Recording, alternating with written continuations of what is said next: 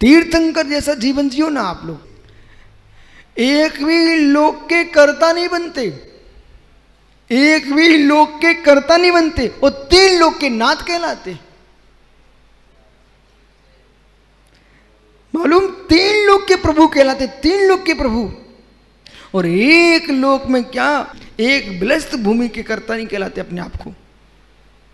तू निर्लिप्त,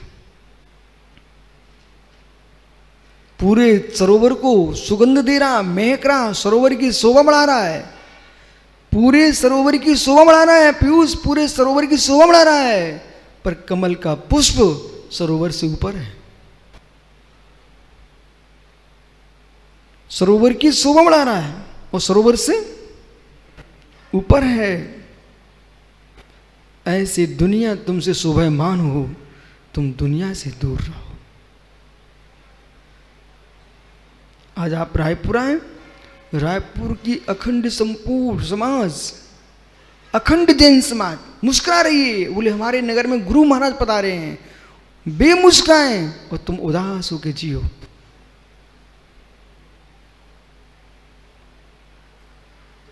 ये मोक्ष मार्ग है, उदास होके जियो। उदास का मतलब रो रो के नहीं जीना। उदास का मतलब लोगों ने यही समझ लिया, बोले चेहरा बना के बैठना, ये उदास है। अरे चेहरा बना के बैठना उदास नहीं, तो अभागे लोग हैं, पुण्यशील लोग हैं।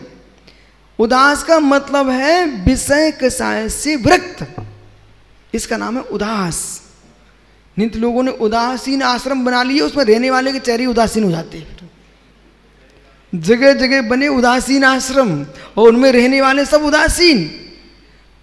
अरे उदासीनता का मतलब समझो, पापों से उदास होना, कसायों से उदास रहना, परपंच से उदास रहना, परिग्रह से उदास रहना, ये उदास का अर्थ है।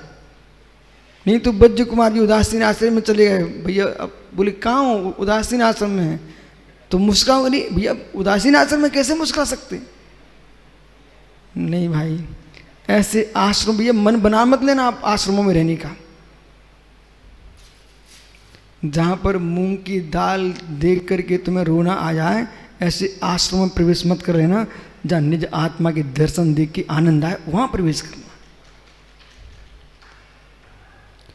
दंसन नाड़ी अनंत सुहु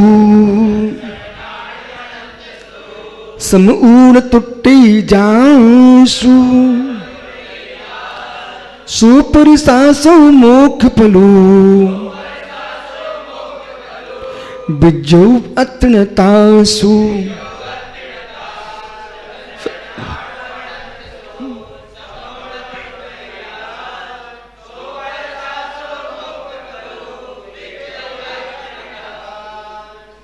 या मोक्ष का जो फल है, उसके स्वरूप की व्याख्या कर रहे हैं।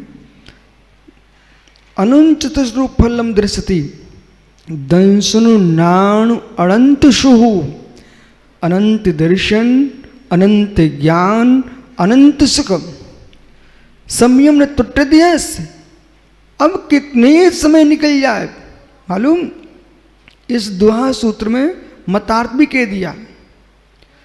जब जब हो धर्म की हानि, असुर बढ़े असुर नीच अहिमानी, जो ये लिख के रखा गया, जब धर्म की हानि होने लग जाए, असुरों की वृद्धि होने लग जाए, तो परमात्मा आकर के लौट के मृत्यु लोक में आता है।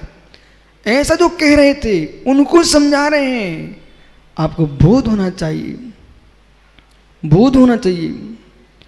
काले कल्प सतेप च गते शिवानाम च विक्रिया उत्पादो करुणपटो। तो मतलब समझिए, काले कल्प सतेपि च गते शिवानाम न च विक्रिया शाप। उत्पाद उत्पाद उत्पाद, क्या बोल रहा भाई? उत्पाद समझ, उत्पातोपि स्यात् करुणपटु न विक्रिया लक्षन्ते। मालूम, त्रिलोक संभ्रांति, 3 लोक लोक में क्षोभ हो जाए, तब भी 100 कल व्यतीत हो जाए, 3 लोक में क्षोभ हो जाए, तब भी गते शिवानंद च विक्रिया लक्ष्यते, जो शिवत्व को प्राप्त कर चुके, मोक्ष जा चुके हैं, वे पुनः संसार में लौट के नहीं आएंगे। अब मेरी माताएं मालूम डोसी जी भजन गाने लगी आजकल, बाकलीवाल जी, ओह चले आना, ये वीर बन के, महावीर बन के चले आना।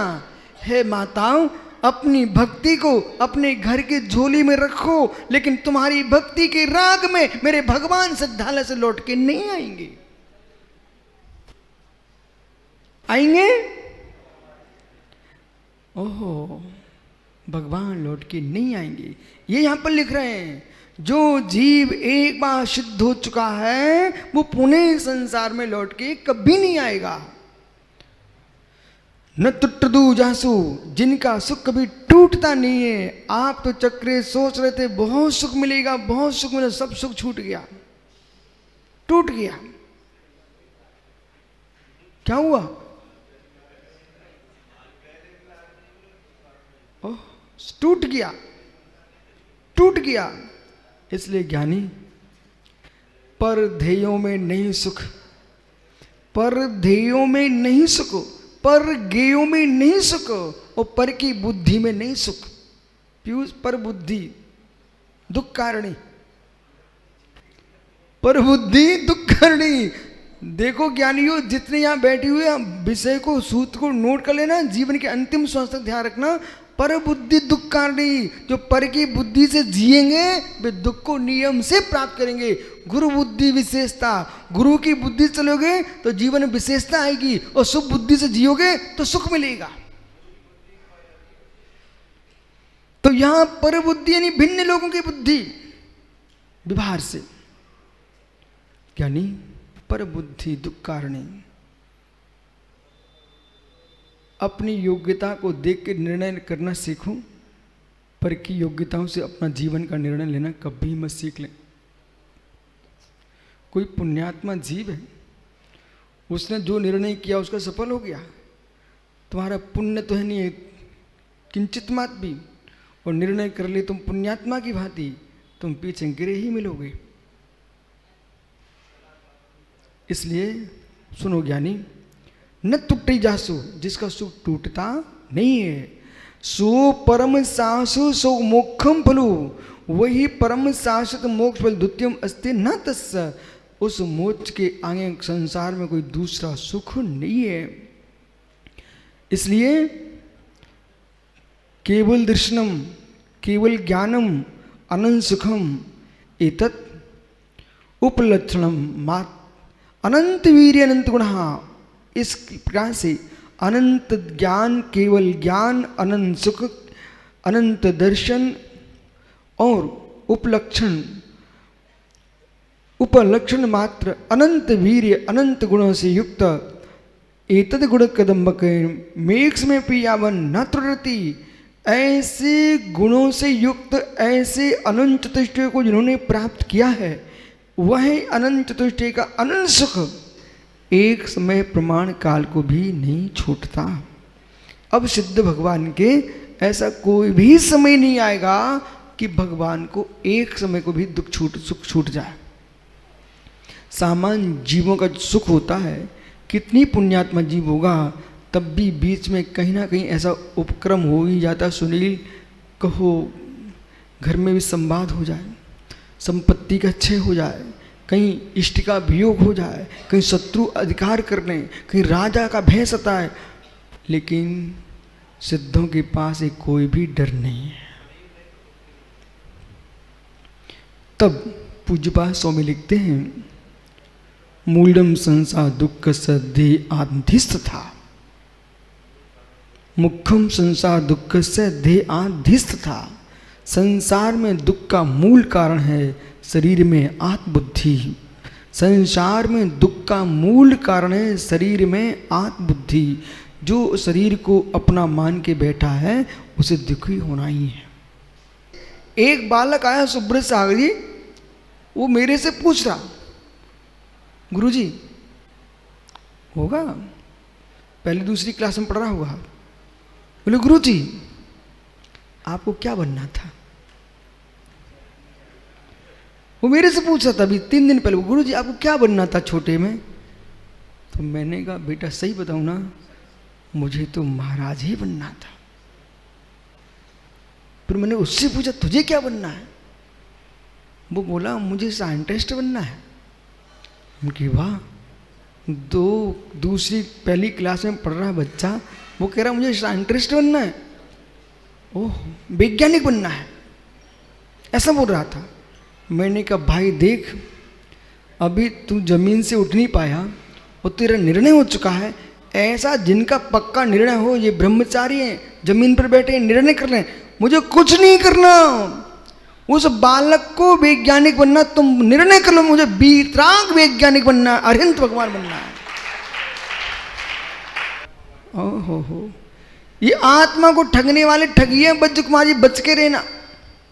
जिन निज की आत्मा को ठगने वाले होते ना, विषय कसाय छोड़ नहीं पाते, राग छोड़ नहीं पाते, स्त्रियां पुत्र को छोड़ नहीं पाते, धीरे से कहते हैं अभी काल अवधि नहीं आई, आ जाएगी तो मैं साधु बन जाऊंगा। अरे मित्र, काल अवधि के लिए तुम रो रहे, तुमने पुरुषार्थ कब किया? लेकिन ओ आजकल काल अवधि को समझना बड़ा सरल हो गया है। आकाश गंगवाल मित्र, आपकी धर्म पत्नी कुकर में भोजन रखती है कि अग्नि पर भी कुकर को रखती है? उसमें चावल डाल दिया, खिचड़ी बनाना है, दाल भी मिला दिया, बस अब तो रखी रहेगी ना,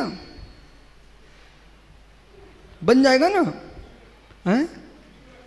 अच्छा उसको गैस पर उसको रखना पड़ता है। हे मित्र, काल अवधि भोजन तभी बनेगा जब अग्नि पर होता कुकर, उसके बाद सीटी बजती, सीटी, ये काल अवधि थी। लेकिन तुमने कुकर को पानी डाला ही नहीं, उसके अंदर दाल डाली नहीं, चावल डाले नहीं और चूल्हे पर रखा नहीं।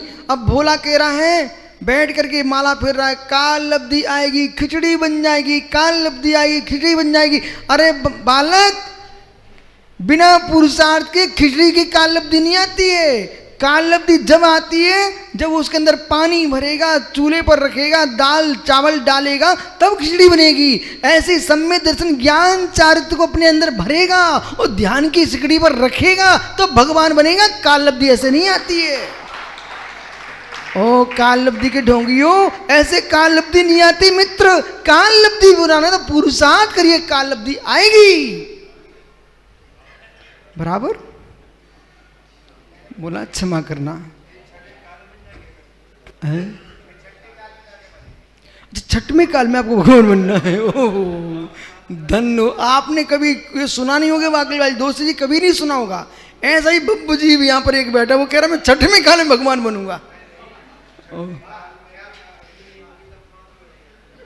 ओह तो बस अभी ठीक कह रहा ना, तो भाई छठवें काल में अग्नि नहीं होगी तो खिचड़ी नहीं बनेगी, तो पंचम काल में शुक्ल ध्यान की अग्नि नहीं है, इसलिए भगवान नहीं बन पा रहा है। हाँ, लेकिन बनेगा कब?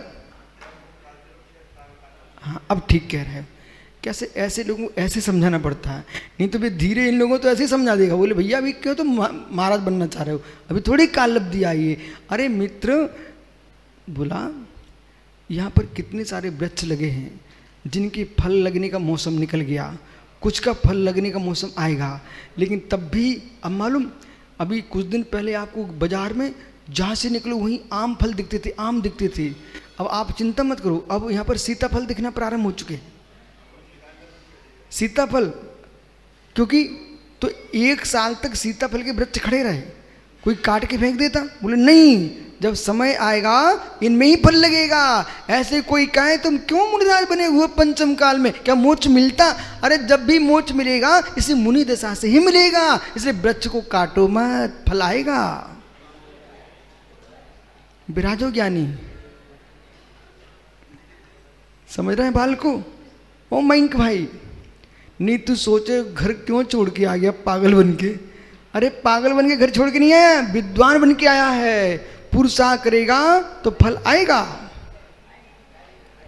आइए, अनंशुक उत्पलम न तुट्टई त्रुटति न संति मोक्ष पर्याय अभेदेना मोक्ष पर्याय अभेदने से आधारस जीवस्य केवल ज्ञानादि स्वरूपम शाश्वतम मोक्ष फलम केवल ज्ञान स्वरूप मोक्ष फल शाश्वत सुखम फलम भवति शाश्वत मोक्ष फल प्राप्त होता है। विद्धि अत्यनतासु तस्य अनंत ज्ञानादि मोक्ष फल से अन्यत अनंत ज्ञानादि स्वरूप मोक्ष फल से अन्य द्वितीयम अधिकम किमपि नास्ति। लोक में इस मोक्ष के भिन्न कोई दूसरा नहीं है। अयम अत्र भावार्था, यहाँ पर ऐसा भावार्थ समझना। अनंत ज्ञानादि मोक्ष फलम ज्ञात्वा, अनंत ज्ञानादि मोक्ष फल को जान करके समस्त रागादि त्यागे न, समस्त रागादि त्याग से तदर्थमेव निरंतरम, उसके लिए ही निरंतर शुद्धा भावना कर्तव्य थी। सदा शुद्धात्मा की भावना करते रहना चाहिए। एवं द्वितीय महाधिकार के मध्य में मोक्ष फल कथन रूपेण है।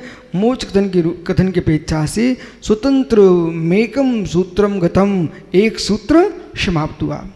अतनंतरम इसके उपरांत 19 सूत्र पर्यंतम, यानी 19 सूत्र पर्यंत, कितने 19 सूत्र पर्यंत। अब यहाँ पर निश्चय व्यवहार, अब भैया सब संभल के सुनना सभी त्यागीगण। निश्चय व्यवहार जो देश में बड़ा विकल्प छाया हुआ है, निश्चय सत्य की व्यवहार सत्य, निश्चय सत्य की व्यवहार सत्य, इसकी व्याख्या प्रारंभ होगी। निश्चय व्यवहार मोक्ष मार्ग व्याख्यान स्थलम कथ्यते तद्यथा, उनकी व्याख्या करेंगे तद्यथा। जीव ही मोक्को ही उबरू दंस नान चरी ते पुटन भी अपुड़ी भूतु। 12वां द्वा सूत्र की व्याख्या कल करेंगे, यदि पर्याय तो कल आएंगे आप। अब यहाँ से निश्चय व्यवहार मोक्ष मार्ग की निरूपणा प्रारंभ होगी। जिनको अपना चित्त दृढ़ करना हो उन्हें कर ही लेना चाहिए। आत्मा स्वभावम परिभाव भिन्नम, आत्मा स्वभावम परिभाव, आत्मा का स्वभाव प्रभाव अत्यंत भिन्न। महावीर स्वामी की